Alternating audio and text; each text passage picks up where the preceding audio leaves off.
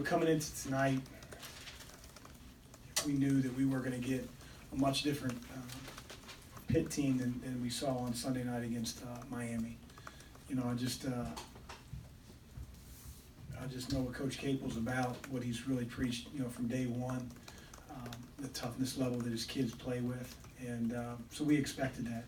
And I thought we took a lot of punches there in the first half. The thing that I'm most pleased with, besides us being ultimately able to finish and win the game, was when we couldn't score in the first half. We with about 5 or 6 minutes left to go in the first half, we just really started to defend our tails off. And even a couple shots that they hit. McGowan's off the glass. Darius played great defense. Eric Hamilton at the end of the shot clock right before the half. Whatever team shoots those type of shots against that type of defense consistently, you're not going to win. And if we could do that in the second half and make their looks tough, we felt like we'd give ourselves a chance to win, and we obviously shot the ball better in the second half. But really for us, it starts on the defensive end, and specifically when you defend Pitt, at least in our opinion, you have to try to keep McGowan's and Xavier Johnson from getting in the lane. And it's very, very difficult because they're always bringing their big guy up and trying to free him, and I thought our guys did a really good job down the stretch and forcing some really tough shots, and then got enough 50-50 balls to win the game. It's the second straight game you guys just simply found a way late. Is that a doing that was making him so effective out there? This is his best game, like you just said. I think he's just gaining confidence, Lucas. I mean, he's uber talented. I've said that from day one, but for 4.5 months, for 2.5 months, he wasn't allowed to do anything. He couldn't even ride a bike. He just did exercises with Fred, our trainer.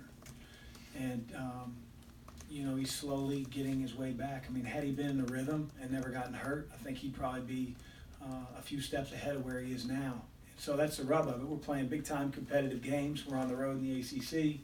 We're trying to win, but I think David's ceiling is extremely high, and got to let him play through some mistakes. He threw that roll pass to Pittsburgh down the stretch, but he also made some big-time plays that I don't know if anybody on our roster can make.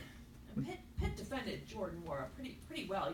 In those situations, why, do you have to motivate him, or did he find a way to motivate himself to work through it? And why is that going to be good for his development? I'm proud of Jordan because I think every prolific scorer that ever want to be around, that I've ever been around wants to score. He only took 13 shots. He didn't fire bad ones up. He's done that. I think he would admit that to you. If you talk about Texas Tech or Kentucky games that we lost, and it wasn't because of Jordan, he didn't affect the game and help us win in other areas. And tonight I thought he did that. His defense, keeping the ball in front, still got to get better blocking out. Making the extra pass, just being an experienced player out on the floor, a talented one at that. So I think he's become a lot more mature than he was a year ago when he was here. Did you have any frustration with that, or you kind of just keep working through it?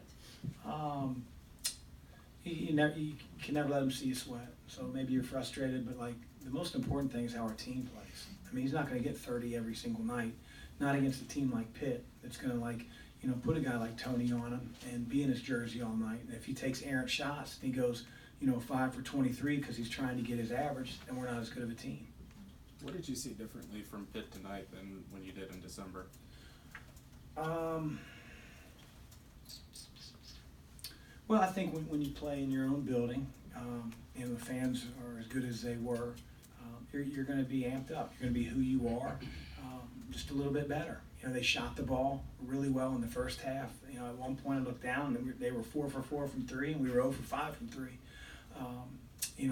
But I really think last year's game here, last year's game at our place, this year's game at our place here, we know who Pitt is. I mean, they play with extend out in passing lanes and try to deny. It's more important for our team defensively to keep the ball in front on dribble penetration. So defenders off the ball are more gap-oriented and more in help than they are extended on their own man.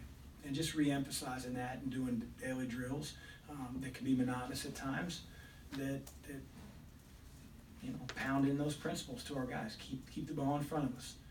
Make them make contested, tough twos. Don't give them second shots. And we feel like over the course of the game, if you can do that, then you give yourself a chance to win.